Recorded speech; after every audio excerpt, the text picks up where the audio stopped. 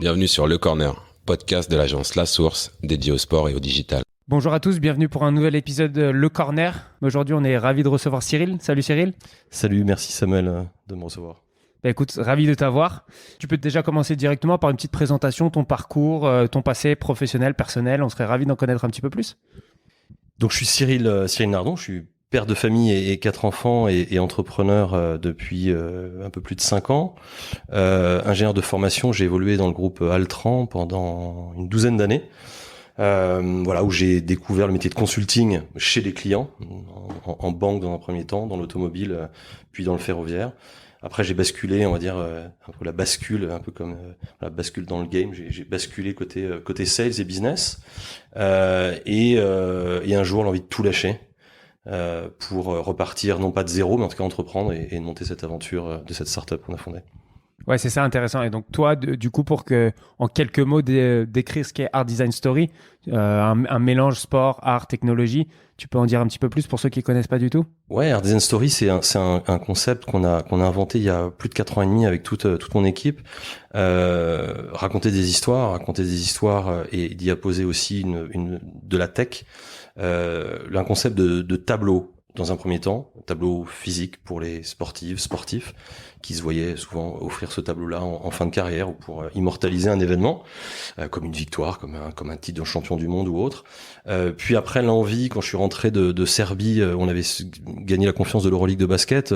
On était avec Florentino Pérez, on a passé un moment magique et Florentino et toute son équipe avaient donc signé ce tableau du Real Madrid qui venait de gagner l'Euroleague. Et ce tableau qui repartait après à Madrid, on s'est dit mais ce tableau est signé de tous les joueurs, Luka Doncic en particulier, et on s'est dit mais en fait comment démontrer aux gens qui vont le voir que derrière il est signé, quoi. Un maillot de foot quand il est signé, on le voit éventuellement. Et on en reparlera de la notion d'authenticité, de rareté. Et là, on s'est dit, il faut absolument qu'on crée une expérience complémentaire pour que ce fameux tableau virtuellement se retourne et qu'on voit toutes les signatures. Et si on peut voir en plus de ça Florentino Pérez en train de dédicacer ce tableau immortalisant cette victoire, eh ben ça apportera une émotion supplémentaire. On en reparlera tout à l'heure. Ouais, super intéressant. Et du coup, ouais, donc assez particulier finalement, un monde complètement opposé, d'être dans le conseil à la base chez Altran. Et là, en gros, du jour au lendemain, tu as tout plaqué pour aller dans le monde de la startup. Comment s'est passé le changement d'industrie au-delà du fantasme de l'entrepreneur? Est-ce que ça a été dur? Par quoi est-ce que tu es passé, etc.? Ouais, dur. Alors dur, c'est passionnant. Donc, je veux absolument pas qu'on nous plaigne. En tout cas, c'est vraiment un kiff au quotidien. Ça l'est depuis le début. Et comme je dis aux équipes tous les jours, le jour où vous me dites que vous travaillez, je pense qu'il y a un souci. On le vit vraiment comme une passion au quotidien. Est-ce que ça a été dur financièrement? Oui, je gagnais plutôt très très correctement ma vie. Donc de passer on gagne très bien sa vie, on attend le 4e enfant, à on gagne plus rien. Oui, financièrement, c'est pas évident. Après, parce que c'est ça, toi, quand tu as lancé l'aventure. Ouais, j'étais en plein risque. Je venais d'acheter notre première résidence principale, notre maison. On attendait le 4e, et là on s'est dit, allez, évidemment on se lance. Mais en fait, c'est une notion aussi de liberté. Alors en fait, c'est ce sentiment d'entreprendre chez Altran. On dit souvent, moi je dois énormément à Altran. L'entrepreneuriat, mais l'intrapreneuriat. Chez Altran, en fait, ils nous ont appris à être intrapreneurs. En fait, on a l'impression d'être chef d'entreprise au sein d'une entreprise. On apprenait là cette partie sales, la partie RH, la partie marketing, la partie com, et finalement c'était la genèse en fait. C'est comme ça que ça nous a formés. J'invite pas tous les managers Altran à monter leur start-up, mais pourquoi pas. Et donc voilà, donc c'était finalement, je vais pas dire une suite logique. Parce qu'il faut quand même le dire, il y a beaucoup de gens qui entreprennent et arrêtent rapidement l'entrepreneuriat parce que ça convient pas à tout le monde aussi. Ouais, c'est vrai. On se prend des claques tous les jours. Il y a une notion de résilience qu'il faut développer. Mais moi, j'étais trop passionné par le business et j'avais envie de créer, repartir de quasiment rien. En fait, ce que les gens parfois ne savent pas, mais en fait, c'était un de mes plus gros échecs après l'histoire d'Altran, où c'était plutôt à la fin de pouvoir embaucher des ingénieurs et les placer, les positionner sur des projets. Je dis placer, c'était un mot banni à l'époque. Alors, on répondait à des appels d'offres, on répondait à des problématiques clients. Et en fait, juste après, quand j'ai tout lâché, je me suis mis agent de joueur de foot. J'ai cru que c'était faisable de basculer sur ce métier-là. Pas du tout. Un métier très complexe, je vais pas m'attarder dessus. Et c'est après qu'il y a eu cette idée de concept art and tech dans cette verticale sport et 2 autres verticales dont on parlera, j'imagine, tout à l'heure. Ouais. Et du coup, tu as appliqué beaucoup des choses que tu as appris chez Altran quand même dans ta vie d'entrepreneur, c'est ce que tu disais. Énormément de choses. Il y a quelque chose qui me marque tous les jours et je transmets ça aux équipes, c'est on appelait ça l'école de la simulation. Quasiment 100% des rendez-vous que nous avions côté consultant, quand t'es consultant, pour aller voir un client, pour aller le convaincre que sur son projet tu es avec une équipe, la personne idoine, ou quand tu es business manager et que tu réponds à un appel d'offres ou tu vas voir un client, même en pure prospection, quasiment, en tout cas c'est ce que moi j'adorais, j'essaie de le dupliquer, j'essaie de le refaire aussi avec mes équipes au quotidien aujourd'hui, c'est de simuler, se mettre en situation, faire des jeux de rôle pour se prendre des bâches, mais plutôt le faire de manière en mode jeu, entre nous, pour finalement les erreurs les faire plutôt entre nous et d'être meilleur face au client et de se dire attends, ça, cette objection que j'ai eu un client avec ce client là, j'ai déjà telle et telle quittance, je vais m'en sortir et sans être sec. Et ça a été, je pense que c'est vraiment ce que j'ai le plus retenu d'Altran. Après l'envie du business, on a la chance quand on était Altran, moi j'étais Paris, puis après j'ai basculé dans l'Ouest avec ma famille, donc un terrain vierge. Donc là un terrain vierge pour pouvoir, quand on aime le business, pour pouvoir développer différents secteurs d'activité, il y avait un terrain de jeu, c'est un bassin industriel extraordinaire. Donc voilà, ça m'a aussi appris cette partie business. Évidemment la partie tech, hein. Altran a été racheté par Capgemini, mais était le leader européen du conseil en innovation technologique, donc tellement de choses qu'on a pu apprendre en clientèle, comme un projet en particulier. J'ai eu la chance de participer au déploiement des sites internet de Renault et Dacia dans les pays de l'Est. Et à l'époque, on arrivait à convaincre les pays de l'Est qui avaient déjà des outils numériques digitaux pour même vendre des véhicules en ligne que non, notre solution centrale était la meilleure. Donc c'était des problématiques passionnantes en équipe, quoi. Ouais, intéressant. Et du coup, finalement, avant de lancer ta startup, tu avais aucun lien, à part ce petit intermède sur la partie agent de joueur, tu n'avais aucun lien avec le domaine du sport?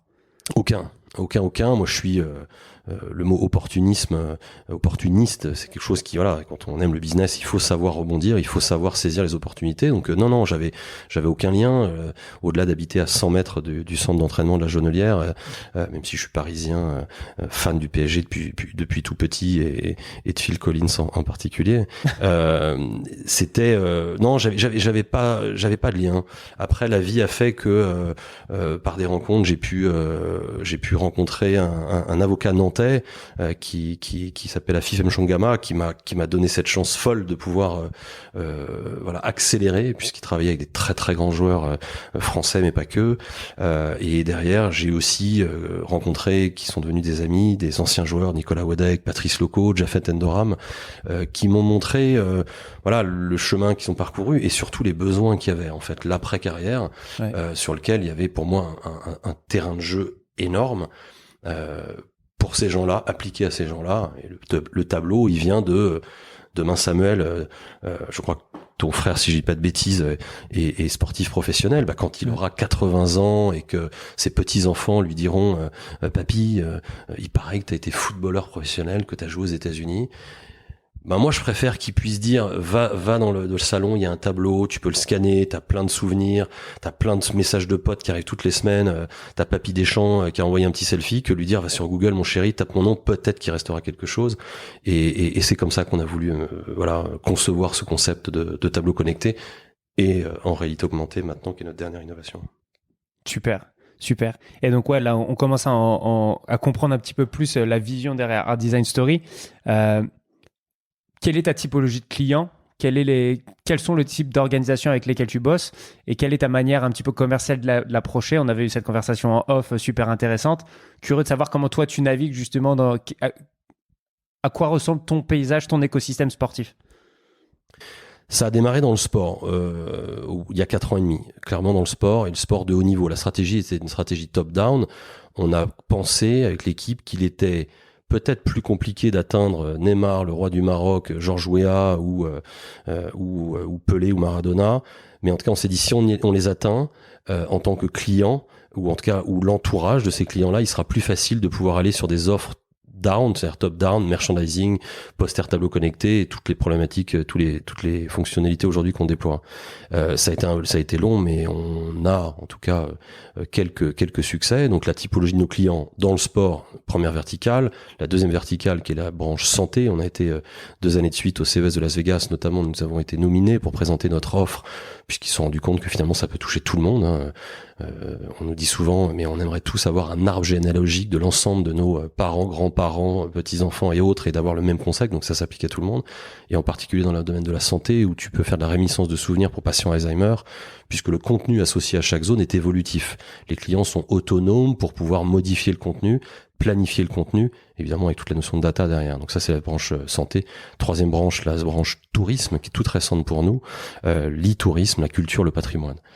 Typologie de clients, donc déjà sur ces 3 verticales. Après, nous avons 60% de notre marché est B2B. On a démarré avec des athlètes, hommes, femmes, dans le foot au début. On est maintenant dans plus de 35 sports. On a eu la chance tout récemment d'avoir la confiance du CNOSF, de la Fondation Alice Mia pour retracer l'histoire de toutes ces championnes olympiques, paralympiques, de l'histoire des médailles d'or en France, et donc actualisé avec Tokyo. Donc voilà, organisation sportive, club, ligue, fédération. Ça, sur la branche sport. Évidemment, les athlètes, on a la chance d'avoir plus de 600 athlètes aujourd'hui qui nous ont fait confiance. Je vous en donne un en particulier là qui on a trouvé ça super. On n'a même pas encore communiqué dessus, donc c'est limite une exclue. Le corner. Voilà, Thiago Silva qui nous contacte et qui dit j'ai envie de raconter une histoire de la Ligue des Champions et j'ai envie d'offrir un tableau à Thomas Tuchel. Aussi bien les larmes à Paris, mais aussi la belle victoire en Ligue des Champions. Et sur le tableau, il y a toute leur histoire à tous les deux. Évidemment, avec toute l'équipe, tous les meilleurs moments, son épouse, je parle de Thomas, ses filles. Voilà, en un coup d'œil, il l'a remis dans le vestiaire il y a 3 semaines à Londres. Donc voilà, donc ça peut être des joueurs qu'on a en direct, ça peut être l'entourage des joueurs, ça peut être la famille, ça peut être, voilà, on a toute typologie de cas, de use case côté client. Et juste pour refaire un petit pas en arrière, du coup, quand tu as monté la structure, est-ce que tu t'es d'abord dit, moi, ça va être un produit pour le sport, ou dès le début, tu avais cette intention d'aller dans différentes verticales? Nous, ce qu'on aime bien dire à la source avec les organisations qu'on choisit d'accompagner, c'est le côté, ton TAM dans le domaine du sport, c'est un domaine super concurrentiel, compliqué. En fait, t'invites à un plafond que tu peux pas faire péter. Derrière toi, est-ce que tu avais l'intention dès le début d'aller dans d'autres verticales, ou à la base tu as créé ton produit pour le sport et finalement à l'opportunité tu t'es dit il y a des super opportunités au-delà? Ouais, top la question. En fait, déjà avant tout, nous c'était alors encore une fois, je t'ai dit que je dois tout à Altran, mais j'étais très frustré d'avoir un périmètre géographique. Donc déjà, je voulais qu'il n'y ait plus de périmètre géographique et qu'on ait l'impression de jouer à un jeu de société un peu comme Risk là, où tu prends le Kamchatka, t'attaques le pays d'à côté. Donc on voulait déjà avoir 0 frontière. Ça c'était le premier point, ce qui permet de se dire que le monde entre guillemets est à nous, puisqu'on avait pas de concurrence. La concurrence est arrivée, mais elle est saine. Quand on dit, comme disait comme disait un des grands couturiers, quand la concurrence est là, c'est que le marché est là. Donc on a voulu, voilà, déjà démarrer et de se dire 0 frontière. Et après, en termes de secteur d'activité, lorsque nous avons réalisé ces tableaux et les histoires, de plus en plus nos clients nous sollicitaient pour des histoires de tout ordre, et on communique quasiment jamais dessus puisque c'est des projets très confidentiels à chaque fois, mais des histoires de famille, des histoires de naissance, des histoires de patients Alzheimer, d'enfants autistes, où l'histoire n'est pas que de je suis Pelé et j'ai toute ma carrière, où je suis Didier Deschamps avec l'ensemble des footballeurs. Donc très vite, en fait, ce sont nos clients qui nous ont emmenés sur d'autres verticales, et la branche santé... C'est marrant ça, je trouve que les organisations ont en général du mal à comprendre la technologie et comment elle peut s'appliquer au-delà de la présentation que tu en fais. Toi, c'est les gens qui ont vu tes tableaux connectés sport et qui t'ont dit « Viens dans le médical, il y a quelque chose à aller chercher ». Ouais. Franchement, ouais, ça s'est évidemment appliqué à nos propres histoires. Hein. Je vais te faire une confidence dans ce podcast. Mon tendre et cher papa étant malheureusement en résidence senior EHPAD, une fin de vie assez jeune, ça nous a fait beaucoup de bien, moi et mes frères et sœurs, de pouvoir non pas le mettre en résidence senior, hein, mais de pouvoir lui mettre un tableau connecté de toute la famille. Et finalement, c'était raconter une histoire. Alors évidemment qu'on lui a mis des meubles, des photos et autres, mais c'était le fait de pouvoir lui mettre un tableau, raconter une histoire, et le fait de pouvoir aussi lui envoyer, puisqu'encore une fois, chacun des membres de la famille ont tous un accès en tant que contributeur sur sa propre zone. Ça, c'est intéressant quand même, parce que justement, tu donnes plusieurs vies finalement à un tableau. en pouvant l'alimenter avec plein de contenus différents de manière très simple. Voilà, contenu photo, contenu vidéo, contenu musique. Là, on a un tableau qu'on a présenté au salon au Congrès international des personnes âgées à Porte-Maillot avec un de nos gros acteurs de la santé qui nous a fait confiance, qui est le groupe Medicontract et qu'on remercie infiniment. Il y avait un tableau en gros, on l'appelait Monsieur et Madame Michu et Madame Michu veuve dans son dernier lieu de vie et qui scanne non pas la tête de ses petits enfants, mais la tête de son chien en fait qui est sur le tableau parce que son chien devait être important dans sa vie et quand elle scanne, elle a l'aboiement de son chien. On s'est rendu compte que le son était essentiel dans la réminiscence aussi de souvenirs. On a rencontré 2 professeurs éminents, le professeur Philippe Amoyel, l'ancien directeur de l'Institut Pasteur et professeur Arnold Munich de l'hôpital Necker, de l'Institut Imagine. Et en fait, voilà, souvent on nous dit qu'on fait de la thérapie digitale, d'aller sur de la réminiscence de souvenirs et on sait que par exemple la maladie d'Alzheimer, on ne guérit pas la maladie d'Alzheimer, mais on peut réduire entre guillemets la maladie. Et ben, grâce à la tech, grâce à ces flux d'informations potentiellement planifiés, séquencés, et le POC qu'on a présenté au CES 2020, c'était la reconnaissance émotionnelle. Est-ce que je peux, lorsque un patient ne se rappelle pas plus du prénom de son enfant, puis-je lui envoyer des séquences, et s'il n'est pas avec les personnes et lorsqu'il scanne ou lorsque le personnel médical, puis-je capter l'émotion de son visage avec différents gradients d'émotion et puis-je lui envoyer en fonction de ce qu'il a vécu en émotion différentes séquences potentiellement pour qu'il puisse de nouveau appeler son fils par son vrai prénom et pas monsieur. Donc voilà, donc ça donne voilà énormément de possibilités, mais c'était voilà le sport, la santé et tout récemment l'e-tourisme qui est venu à nous. On a tendance à dire dans le monde des startups, tu le sais comme moi Samuel, faut être focus. Ouais. Faut prendre des parts de marché aussi. Ouais, faut aussi prendre des parts de marché et on sait que quand on nous dit souvent pourquoi la santé maintenant, c'est nos clients qui nous ont emmenés là-dessus. Voilà, il faut staffer. On était en autofinancement jusqu'à très peu de temps, pendant 4 ans et demi. Mais voilà, ces trois verticales sont passionnantes. Et j'ai envie de dire que celle où il y a le plus d'émotions et le plus d'enjeux, c'est sûrement le domaine de la health tech. Voilà, si le tableau de Pelé ou le tableau de Maradona qu'il a eu 15 jours avant, malheureusement son décès par un joueur de l'équipe argentine qui est Dario de Benedetto. Voilà, si le tableau il marche pas, si le tableau il est plus connecté, si le tableau c'est pas grave, c'est la vie. Dans le monde de la santé, si Madame Michu a l'habitude de scanner tous les jours, on lui envoie du contenu, elle a l'habitude, elle sait qu'à 17h tous les jours, elle reçoit du contenu. Là, c'est plus les mêmes enjeux. Ouais. Et du coup, d'un point de vue entrepreneurial, donc comment est-ce que tu l'as staffé ça? Parce qu'on sait, on l'a évoqué rapidement tout à l'heure, toi, tu faisais beaucoup de démarchage via les réseaux sociaux en allant chercher les gens individuellement. Est-ce que c'est ta même équipe commerciale qui est staffée pour aller chercher ces nouvelles verticales ou est-ce que c'est toi en tant que lead dans ton organisation qui fait cette démarche d'ouvrir les différentes verticales pour ensuite ramener tes équipes dessus et mettre la stratégie en place? Comment est-ce que tu structures ça d'un point de vue entrepreneurial? L'aventure a démarré sur la partie ce qu'on appelle B2VIP, donc B2VIP. On est actuellement une vingtaine de collaborateurs alors principalement à Nantes, Paris et Toulouse en interne, et on a énormément de collaborateurs, énormément de façons de parler, mais qui sont en pays. Je prends l'exemple à Federico Montourides, qui est basé à Parme. Lui, c'est grâce à lui, parce qu'il est à Parme et parce qu'il est en frontal avec les clients et qui maîtrise son territoire entre guillemets, qu'il a pu nous faire tout récemment, Chiellini, le capitaine italien. Donc voilà, donc c'est clairement une présence. C'est heureusement pas lié qu'à moi, sinon on se serait pas développé aussi vite. Heureusement qu'il y a toute l'équipe derrière.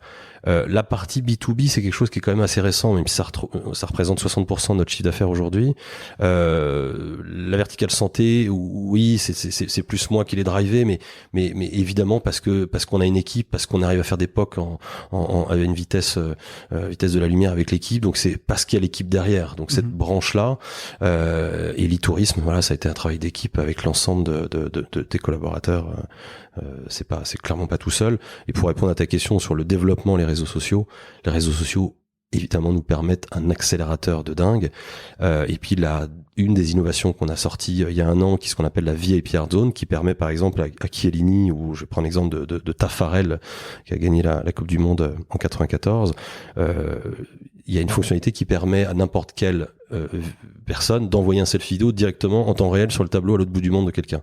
Donc Claudio Taffarel, les Bebeto, Romario et toute la clique ont pu leur envoyer. Donc forcément, ça fait boule de neige. Et en fait, entre eux, c'est une manière un peu dans l'émotion de pouvoir envoyer. Je pourrais vous montrer la vidéo de Julien Cazard pour l'anniversaire de Jean-Pierre Caillot. C'est à mourir de rire.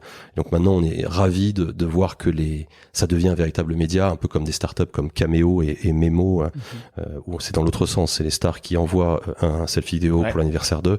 Pour l'instant, nous, on est sur la situation inverse. Ouais. Est-ce qu'il y a un use case qui marche bien? Nous, connaissant ce sujet de près avec Greenfly, le côté récupérer du contenu de fans pour un sujet, le côté faire une vidéo pour ta star préférée, c'est aussi un truc émotionnel qui peut avoir beaucoup de valeur. Ouais, et ça donne des perspectives dingues. On disait la semaine dernière dans une réunion, une présentation de l'Institut Raphaël, portée par ce professeur hallucinant, brillant, bienveillant, qui est Alain Toledano, qui a monté l'Institut Raphaël. Et j'invite vraiment tous les auditeurs à voir ce qu'ils font. On réfléchit avec eux sur le microdon. Le microdon, c'est d'imaginer demain, je prends l'exemple, Neymar fête son anniversaire, envoyez un selfie vidéo sur le tableau, et jeudi prochain à 17h, allez sur Instagram en live, vous verrez qui a remporté. Ouais. Et c'est 1 € le selfie vidéo, 100% au profit de la fondation ou de l'Institut Raphaël. Est-ce qu'il est plus facile de récupérer 10 000 fois 1 € que une fois 10 000 €? Penser aux inconnus. Nous, on pense que oui. Donc, ça nous donne aussi ces perspectives de développement. C'est bon. Avec toute la data qui est derrière, évidemment. C'était la cité de la peur. Non, j'avais j'allais faire la même référence que toi. Tromper 1000 personnes une fois. Ouais, ok, cool, intéressant. Et du coup, bon, on voit assez bien la technologie qu'il y a derrière tout ça, donc pas assez facile parce que c'est difficile à productiser, mais en gros, t'envoies du contenu, c'est du contenu qui arrive. Finalement, tu prends ton téléphone, t'as un marqueur sur ton tableau qui te permet ensuite de lancer ton contenu sur la plateforme que t'as développée pour tes partenaires et tes clients. Et là, maintenant, tu t'orientes aussi sur d'autres types d'expériences. Donc maintenant, là, tu vas sur de l'AR avec ta nouvelle expérience. Oui, ça c'est en fait c'est une frustration interne qu'on a essayé d'assouvir. Quand on a je sais pas, alors je vais prendre l'exemple de Pelé, mais on pourrait prendre l'exemple de je sais pas, du tableau de Justine Dupont, grande surfeuse de grandes vagues. On pourrait se dire, ce tableau-là, il est physiquement à l'autre bout du monde. On pourrait préciser aux auditeurs que c'est de la peinture digitale, donc on dessine sur des grandes palettes à dessin avec des stylets numériques. Hein. On peut faire exactement la même chose. Donc moi, je suis, comme je vous l'ai dit, père de 4 enfants. Je dessine le week-end avec une blouse et de la flotte et de la peinture, mais on dessine avec de la tech. Et en fait, on s'est dit, ce tableau-là, qui est à l'autre bout du monde, ne pourrais-je pas le mettre en réalité augmentée à un endroit comme là, au moment à l'endroit où nous sommes. Et on s'est dit, et si jamais j'arrive à le mettre en réalité augmentée pour faire vivre une expérience, est-ce que je peux pas le scanner de la même manière, vivre exactement la même expérience de scan? C'est ce qu'on a fait. Et on est allé un peu plus loin, on s'est dit, bon, si on y arrive avec un tableau, est-ce qu'on peut pas, autour du tableau, mettre un écran géant en réalité augmentée avec un flux vidéo? Est-ce que je peux pas mettre autour de moi, finalement, des photos, je sais pas, des photos encadrées Et donc là, on est allé beaucoup plus loin, on s'est dit, bah voilà, on va créer un concept d'expérience, ça ne sera pas que un tableau qu'on présentait à chaque fois pour nos clients. Au lieu de leur envoyer un visuel par WhatsApp ou par SMS ou par Insta, on leur envoie parfois une expérience. On fait un zoom avec eux, on va sous l'Arc de Triomphe et on leur dit, voilà, regardez mon écran, vous voyez mes pieds là, et regardez. Et on clique, et hop, ils voient son tableau, on passe au tour et autres. Et on peut même leur faire vivre à l'autre bout du monde. D'ailleurs, c'est dans notre process de vente, process extrêmement digital, ce qui permet de valider grâce à ce process-là. Et donc, quand on s'est dit, bah, ok, on a un tableau, et ben après, on s'est dit, donc ça, je vous invite à télécharger Fan Art Zone sur les stores, sur Android et sur iOS, qui permet d'installer autour de vous une expérience potentiellement géolocalisé. Donc on a encore une fois les deux typologies de clients, mais là c'est très orienté aussi B2B pour nos clients, pour leur communauté, d'imaginer demain d'installer, je prends l'exemple là, en ce moment de Jason Washington, qui est un photographe extraordinaire qui a collaboré avec l'Inter Miami de David Beckham et qui est aux îles Caïmans, et bah d'imaginer que Jason, il peut, et là on parle pas de tableau Art Design Story Sharing, on parle de ses photos, de ce qu'il fait au quotidien, et sur les îles Caïmans, de pouvoir se dire, est-ce que je peux pas annoncer à toute ma communauté que la semaine prochaine, sous l'Arc de Triomphe, il y a une expérience Jason Washington de 17h à 20h. Expérience comme une galerie en réalité augmentée. Tout est achetable, tout est cliquable, tout est interactif. Il peut annoncer que c'est à Milan la semaine prochaine, à Dallas, à Pékin et autres. Évidemment que pour eux, pour nos clients, c'est la data. C'est de connaître qui est allé sur l'expérience. Quelles sont les personnes? Est-ce que ça a marché? Et rajouter potentiellement ce qu'on appelle nous le pop-up art store, de rajouter du merchandising, donc d'aller développer son business. Donc on a ce marché-là qui s'ouvre à nous, qui sont les photographes du monde entier, les peintres du monde entier qui ont envie d'exposer et qui, alors, on est dans un contexte, on est en septembre 2021, période post-Covid, mais d'un côté on sait pas trop ce qui va se passer. Ce qui est certain, on a vu ce qui s'est passé. Toutes les galeries du monde entier, tous les musées, tout était fermé. Et tous ces artistes qui exposaient, et ben ils pouvaient pas. Donc la réalité augmentée, nous on y croit beaucoup. On croit moins, sûrement par méconnaissance, à la réalité virtuelle. On souhaite que n'importe quelle personne puisse, grâce à son téléphone portable, installer l'expérience. Donc le device, c'est celui de la personne. On sait que le taux d'équipement des casques de réalité virtuelle est quand même pas dingue, et on sait que l'expérience au bout de 5-10 minutes, c'est pas forcément une évidence. En tout cas, on sait que cette technologie évolue. Mais voilà, ça nous donne beaucoup de sens. Je vais donner un dernier exemple pour illustrer. La Fondation Opal, au nord de la France, 12 établissements de santé qui nous ont fait confiance et qui sont venus nous voir, d'installer une expérience autour du lit de la petite Margot, qui était hospitalisée pendant 6 mois, bloquée au lit, qui ne pouvait pas bouger. En tout cas, elle ne pouvait pas se lever. Et ben d'installer une expérience dont le contenu autour d'elle tous les jours à 17h est piloté, parce que les clients sont autonomes pour piloté par les enfants de l'école et la maîtresse, et de proposer une expérience, des contenus, des photos, des dessins, des sujets, une présentation, un exposé sur tel ou tel sujet. On sait que voilà, c'est cet type d'expérience qui aujourd'hui nous donne voilà beaucoup de motivation et beaucoup de sens à développer. Ouais.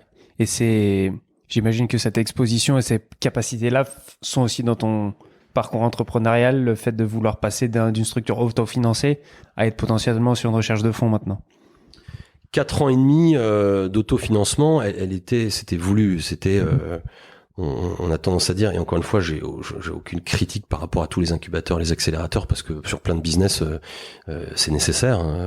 Nous, on a voulu, alors je sais pas si c'est la gestion de bon père de famille, je sais pas, mais on a préféré y aller step by step, et tout euro qu'on gagnait, on le réinvestissait en partie.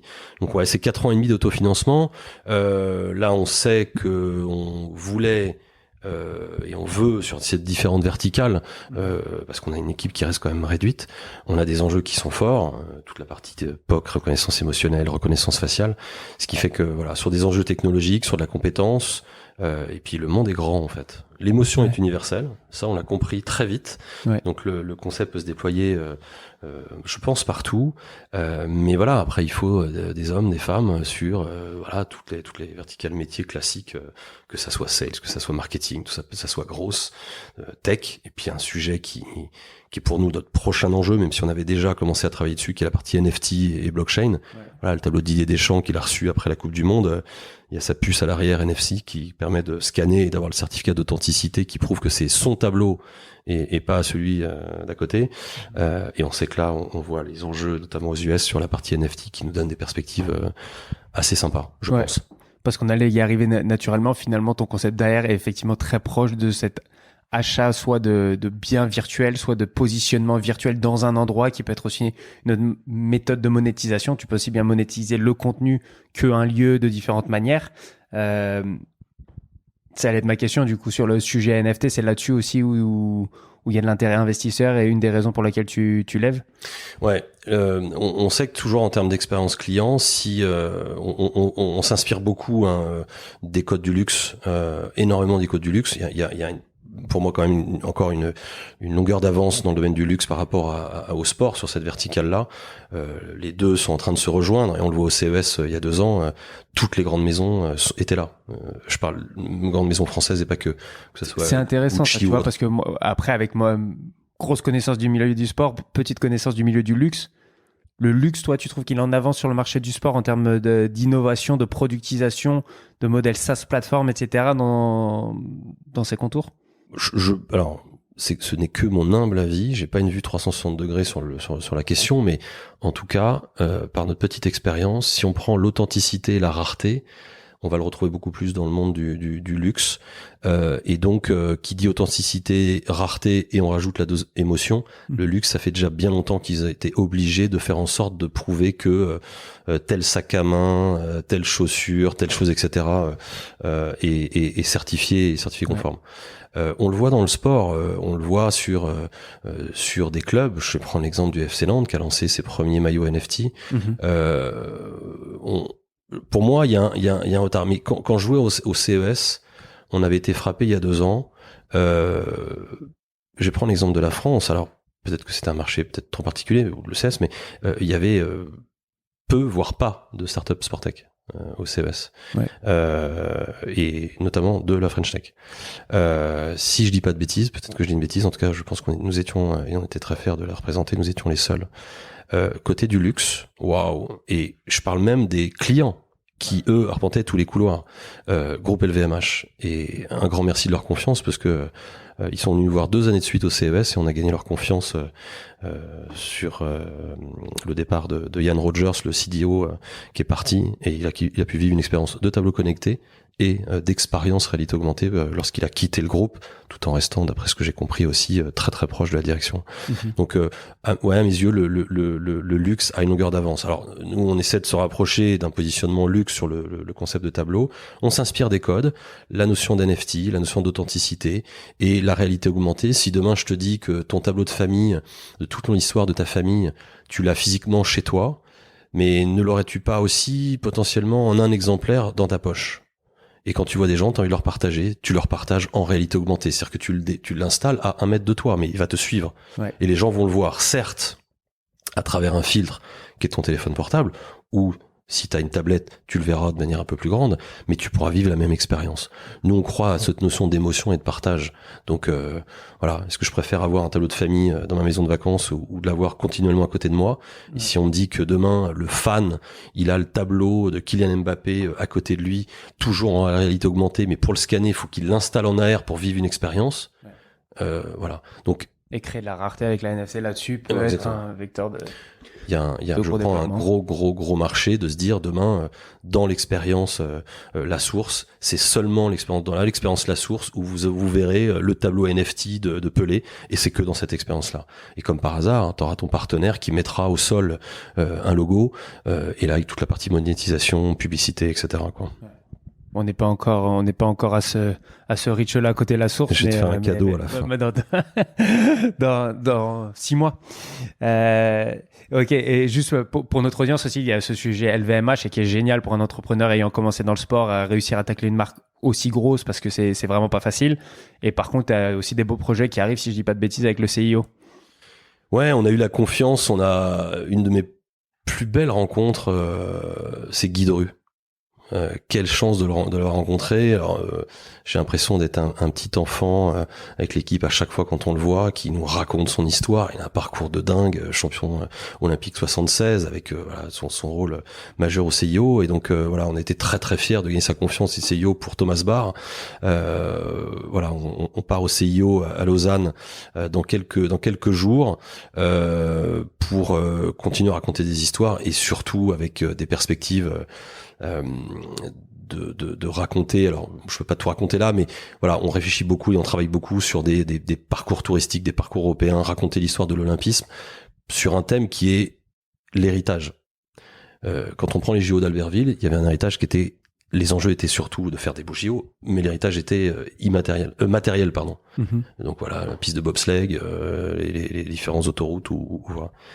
Paris 2024, d'après ce que j'en ai compris, l'héritage sera surtout immatériel. Qu'est-ce qu'on va garder? Toutes les équipes, à chaque fois avec nos clients B2B, on leur dit, avant votre événement, qu'est-ce que vous proposez? Pendant l'événement, qu'est-ce que vous proposez? Après l'événement, qu'est-ce que vous proposez? La réalité augmentée permet de faire ça beaucoup plus facilement. On ne remplace pas l'expérience physique, hein, encore une fois. Quand il y a du physique, évidemment. On a eu la chance de faire aussi un POC avec Roland Garros et la FFT. Voilà, qu'est-ce qui reste après Roland Garros, quoi? Est-ce qu'on n'a pas tous vécu depuis tout petit, dès que Roland Garros se termine en juillet et que le Tour de France, on se sent à poil, on est en pleine vacances scolaires et on se dit merde, il y a plus rien là. Qu'est-ce qui se passe? Ok, il fait beau ou pas? Voilà, ça on essaie d'apporter cette valeur ajoutée là à nos clients. Qu'est-ce qui se passe? Ouais. Là, il y a la Transat Jacques Vabre, waouh, Vendée Globe, waouh. Et vraiment, les émotions sont très fortes. Qu'est-ce qui se reste après? Ouais. Est-ce qu'on peut pas inviter sa communauté, ses fans, ses socios à vivre une expérience tous les jours, les plus belles photos Ouais, ce qui est un tous les vrai jours? sujet pour toutes les organisations sportives. Bien D'ailleurs, sûr. c'est comment tu racontes une histoire un peu plus longue. D'ailleurs, c'est les vrais sujets FIFA, UEFA et aussi comme UEFA un petit peu moins, mais FIFA et Comité international olympique, c'est exactement ça. C'est comment tu racontes une histoire plus qu'une fois tous les 4 ans, parce que tu as Bien une sûr. communauté énorme sur laquelle capitaliser et des histoires à raconter qui vont bien au-delà des 3-4 semaines Et ils ont de tous été bien compétition. placés pour en parler. Ils ont une quantité d'infos, photos, vidéos et autres. Ils en ont plein, en fait. Ils l'exploitent pas ou peu. Là, pas plus tard que ce matin, j'étais avec Charlie Cabrel de nos équipes. On est très très fiers de l'avoir intégré au sein des équipes d'Arden Story. On était avec un client qu'on ne citera pas là, mais qui parlait donc c'était dans le monde de la course au large. Il nous disait, on veut faire une expérience réalité augmentée, ça va être dingue. Mais par contre, à un moment donné, on peut ne pas avoir l'expérience pendant 2-3 mois parce que le bateau sera en chantier. Et je lui dis, mais vous pensez pas que ça intéresse, vous pensez pas que ça peut intéresser toute votre communauté de savoir comment alors je leur relatais ce qu'on fait avec la région de Béthune-Bruay dans le patrimoine et la culture avec un bâtiment, c'est pas un joueur, c'est pas un bateau, c'est un bâtiment qui est classé UNESCO qui était en travaux justement. Et dans l'expérience sur Fan Art Zone, on peut vivre les travaux, les hommes et les femmes qui ont œuvré pour réhabiliter ce bâtiment comme un bateau. Un peu dans le football, quand on nous dit « Waouh, je suis joueur de foot, je suis blessé, je viens de me faire les ligaments, j'ai plus rien à raconter. » Mais il y a plein de choses à raconter. Ouais. Il y a plein de choses à raconter. Quelles sont les histoires et belles histoires à raconter aussi dans une réhabilitation pour pouvoir aller ensemble, tous ensemble, reconquérir les terrains. Ouais. Donc voilà. Et grâce à la réalité augmentée, forcément, c'est plus simple parce qu'on peut en plus le géolocaliser, le positionner en un clic et donc ça donne, selon nous, des perspectives sympas. Ouais. Quand même, si on résume et qu'on prend un peu de distance avec le contenu que tu nous donnes, là, c'est pas mal. Et c'est pour ça que nous, on était ravis de t'avoir sur cette émission. C'était le côté vraiment entrepreneuriat parce que quand on regarde finalement, ouais, t'as eu des pivots quand même dans ce que t'as fait. T'es parti d'un tableau très physique à ensuite le rendre plus engageant, à ensuite rajouter une brique derrière et maintenant rajouter une brique de NFT. Ça reste des pivots fondamentalement pour continuer à faire avancer la machine et continuer à raconter quelque chose de tangible, enfin d'excitant à tes clients. Ouais, alors je sais pas si on a la même définition du pivot. Moi, je prends le verbe pivoter. J'avais le sentiment que parfois on part sur une voie, tout d'un coup on pivote parce qu'on se rend compte que le business model n'est peut-être pas forcément le bon et là on va changer de direction. Donc moi le pivot, je l'assimile à je change de direction et on sait que dans le monde des startups souvent on teste, par mode itératif, on essaye, on voit, on se plante, on rebondit, on se casse la figure, on rebondit, c'est reparti. J'ai pas le sentiment qu'on a pivoté, j'ai pas dit que ça a été simple, mais on tente depuis le début d'apporter de la valeur ajoutée toujours sur le même concept. Ouais. C'est-à-dire que oui, maintenant on permet à un photographe d'installer son expérience en réalité augmentée, je sais pas, un photographe qui va photographier un jour de match au handball et il est bord terrain et en un temps réel, il expose ses photos qu'il vient de prendre dans le vestiaire à tous les hospies qui sont en loge. On parle pas d'Arden Story. On a proposé une expérience complémentaire. Mais sur le tableau, s'il y a le tableau il n'était pas connecté. On en a vendu dans plus de 30 pays sans connectivité. Hein, c'était juste un tableau physique. Puis après, il était connecté. Puis après, il est en réalité augmentée. Et puis après, on peut avoir une expérience globale. On tente en tout cas de rester sur cette lignée-là et d'apporter de la valeur ajoutée. Comme demain, la valeur ajoutée, reconnaissance faciale, émotionnelle. Ton tableau de famille, tu ne pourras le scanner que parce qu'il te dira salut Samuel. Boum. Ouais. Ouais, c'est intéressant, mais après, nous, on a vécu la même chose côté live-like, avec ce côté, on était dans la réalité virtuelle, effectivement. Ce qu'on voulait vraiment apporter, c'était le côté interactivité et le côté engagement. Et finalement, ces deux composantes qui étaient vraiment nos fondamentaux, on l'a sorti de la VR pour l'amener maintenant dans le digital. Ouais. Quand nous, on dit que c'est pas un pivot, les gens nous disent que c'est quand même un pivot parce que ça reste quand même très différent. Ça reste des utilisateurs relativement similaires pour commencer, mais qui ouvrent un potentiel bien plus large. Ouais, complètement. Ouais. Il y a quand même ce côté, quand ça fait 6 ans que tu es dedans, quand tu as relativement changé, quand tu as des nouveaux clients, ça reste quand même quelque chose de très différent entre ton aventure en J1 et ton aventure maintenant. Ouais, l'expérience elle était physique. Nous, elle est devenue figitale. On veut rester sur du figital, hein, on veut pas être 100% digital, mais voilà, ça nous donne des perspectives. Mais je pense qu'on est tellement passionné par l'entrepreneuriat avec l'équipe que J'espère être réinvité dans 3 ans. Et je pense qu'on se racontera encore d'autres histoires. Je sais pas ce qu'on fera, mais les NFT, ça c'est sûr, on fera un échange là-dessus. Quand je vois Beeple qui a vendu 68 millions de dollars, hein, comme il dit sur un article, je pense que ça va beaucoup plus au-delà, mais un collage de 5000 visuels pendant 5000 jours avec un talent artistique génial. Putain, le monde est à nous. Si on est jeune et fougueux et qu'on a l'envie d'entreprendre, il y a encore plein de choses, plein de choses à explorer.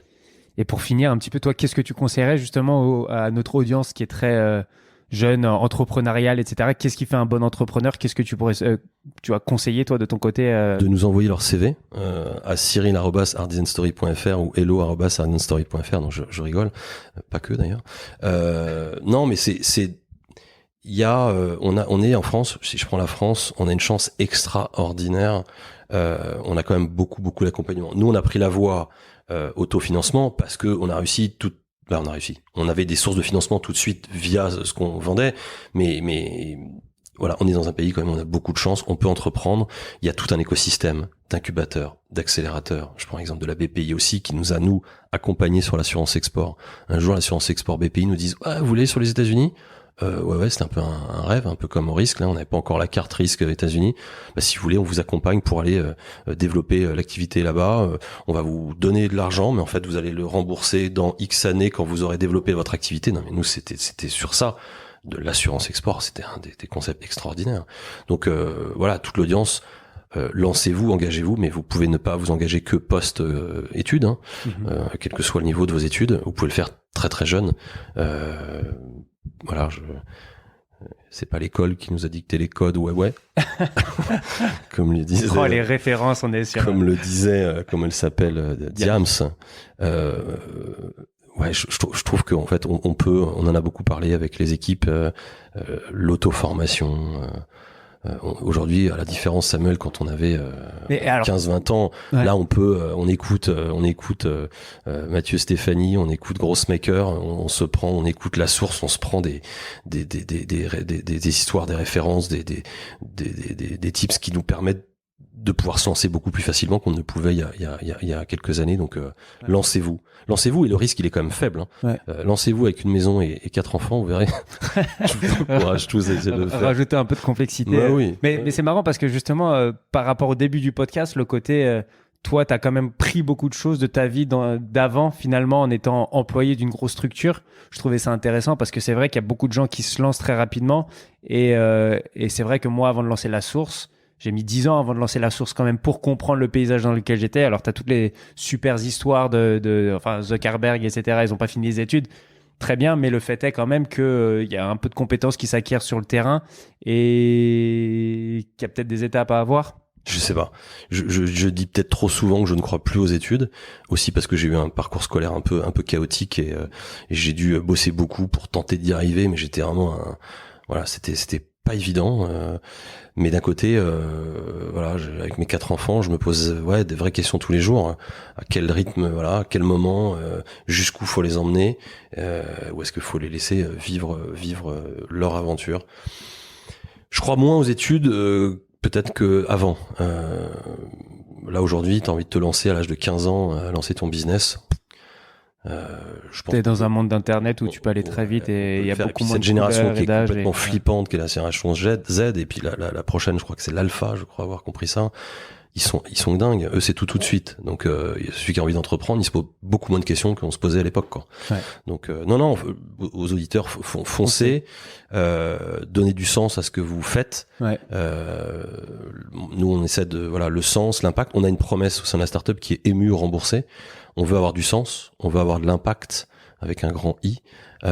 Et sur ces deux aspects, sens et impact, il y a plein de choses à faire. Après, il y a plein d'autres problématiques et enjeux de société, mais en tout cas, ceux-là, à mon avis, il y a un bel avenir et il y a encore beaucoup de sujets sur lesquels il y a de la place pour des entrepreneurs. Ouais, génial. À nos éditeurs, écoutez Cyril et foncez. Cyril, merci beaucoup pour ton temps. C'était vraiment un plaisir d'échanger avec toi sur ce sujet de l'entrepreneuriat et d'en comprendre un petit peu plus ce que tu faisais et le parcours qui fait que maintenant tu en es à pouvoir raconter une belle histoire avec nous. Eh ben écoutez, un grand merci Samuel, un grand merci à toi et tes équipes. Franchement, j'ai passé un chouette moment. À bientôt. Entreprenez, soyez passionnés et l'avenir est plutôt sympa. Et on se retrouve dans 3 ans pour le follow-up de cette émission au Trocadéro avec une expérience AR, Art Design Story. Alors pas dans 3 ans, l'expérience AR est déjà disponible sur au Troca, mais Mais notre capture là-bas, pas encore. mais on fera peut-être d'ailleurs, vous pourrez vivre, on en discutera Samuel, mais peut-être de revivre peut-être ce podcast en AR justement sur Fan Art Zone, que vous puissiez vivre le podcast en AR. Peut-être que ça sera un axe à développer ensemble. Je suis sûr qu'il y a plein de synergies.